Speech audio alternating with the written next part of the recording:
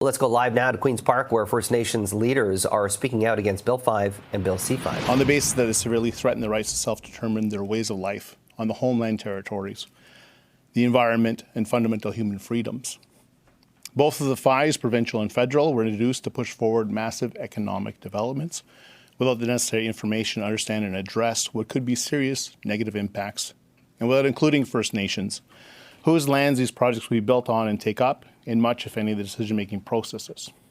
The waiver of protective rules and the ignoring of First Nation rights means that these bills are unconstitutional and must be struck down.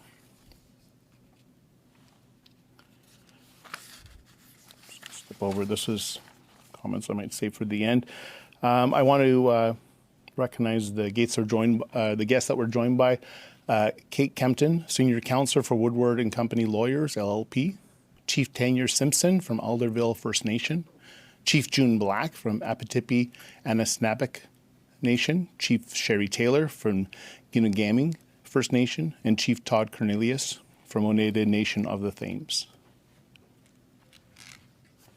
Apologies, I don't know who's speaking first.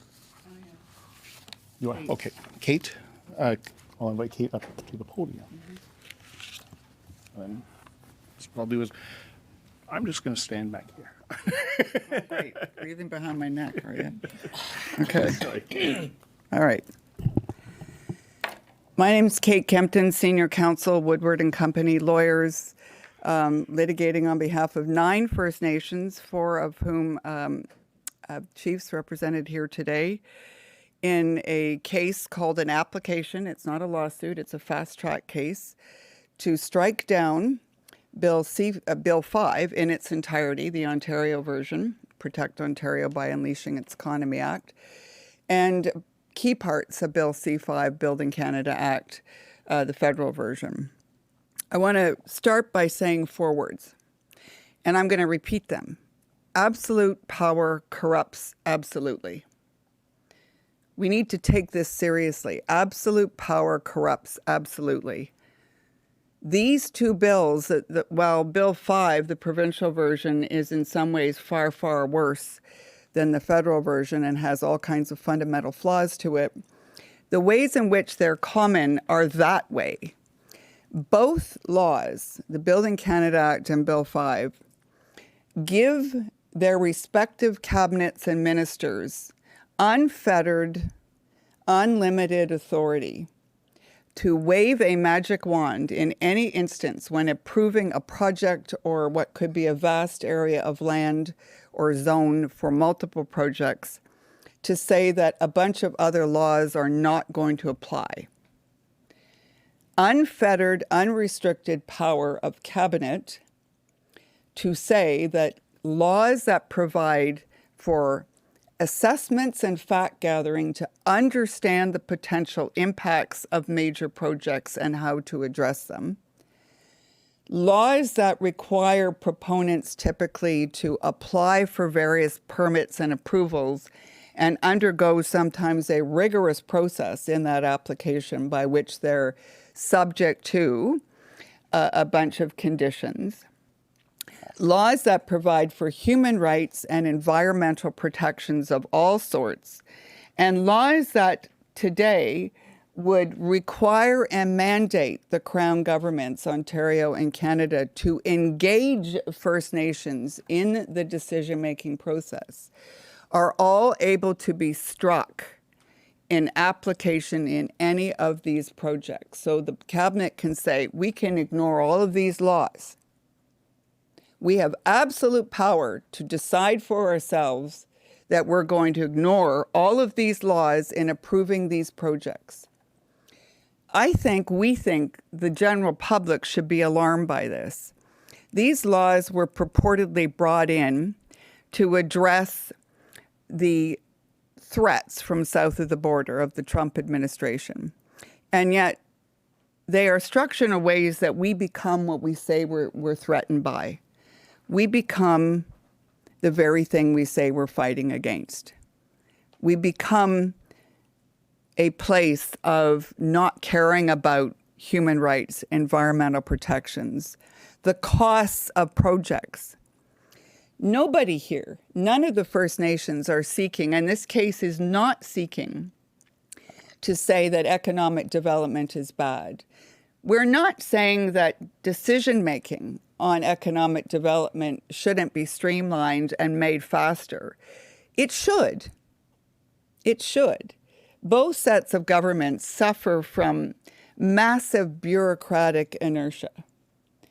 Layers and layers and layers of people sitting at desks, unincentivized to be creative, things that have been identified for decades as being a problem, do bog down approvals. It's First Nations who feel that more than anybody else. They're the ones who have requests, demands, claims in for necessities of life, basic housing, drinking water, things that most of us sitting here take for granted.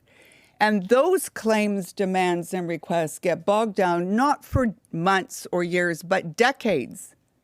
We do understand the problem with bureaucracy and delay. That's a problem internal to those governments that they need to fix. You don't fix that problem by imposing the cost of inefficient, bloated government onto First Nations, onto the environment, and onto future generations we're getting to the point now where our future generations, the children we profess to care so much about, will not be able to pay for the costs that we keep passing on to them.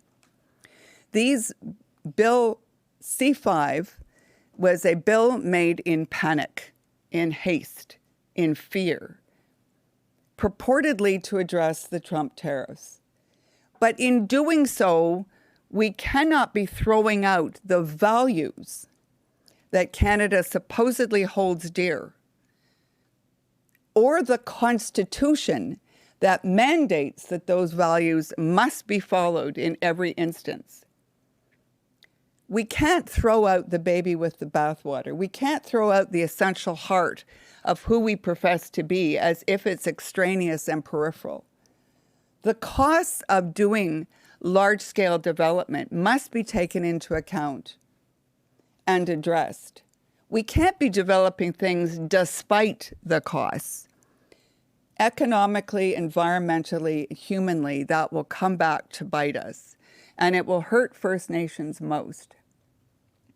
First Nations say that these problems with these bills, the absolute power that corrupts absolutely, that each of these bills gives their respective cabinets, is unconstitutional because First Nations have rights in this country that the rest of us don't. And as I said, all of us should care about this very deeply.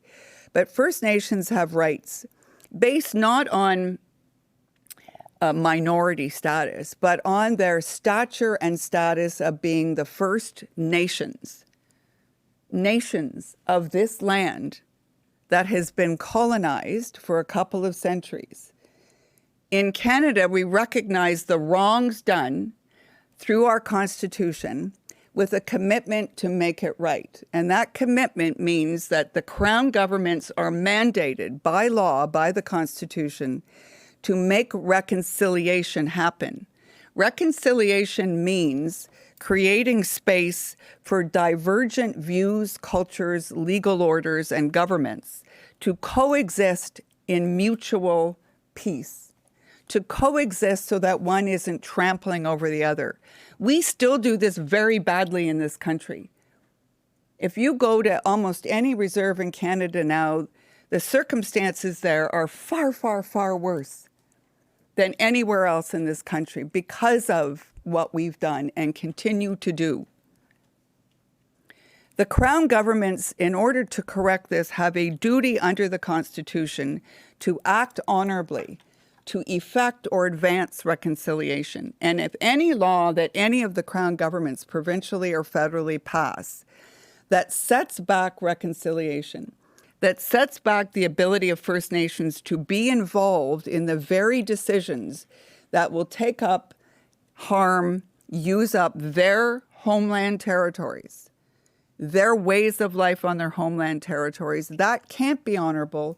that does not advance reconciliation and it is therefore unconstitutional. Bill 5 is also far worse in many other ways. It removes a bunch of protections for endangered species, and once they're gone for good.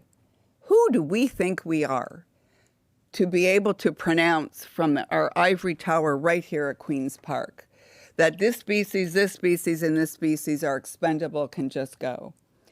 First Nations also care more about that, arguably, than the rest of us because they are embedded in their homeland territory.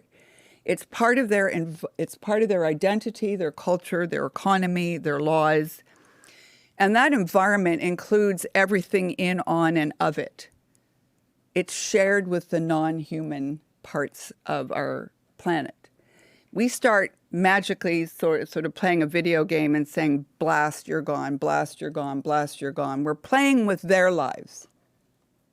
That's unconstitutional. Bill 5 also purports to wipe out the requirement to engage in cultural heritage assessments. First Nations have lost so much of their continuity from the past to the present to the future because of colonialism, including residential schools that kidnapped thousands of children into institutions and caused major rips and tears in the continuity of cultural transmission. The idea that it's okay to simply engage in project development without identifying what that cultural heritage is and protecting it is also unconstitutional. There are many other problems with Bill 5. I started off, or earlier I said that Bill C-5 appears to have been created in haste, in panic, knee-jerk reaction to the Trump tariffs by again, saying we're going to do a bunch of economic development. We've been listening to a press conference down at Queen's Park, listening to lawyers representing First Nations leaders. They're speaking out about their concerns about Bill 5 and Bill C-5. These are bills to fast-track infrastructure projects across the country.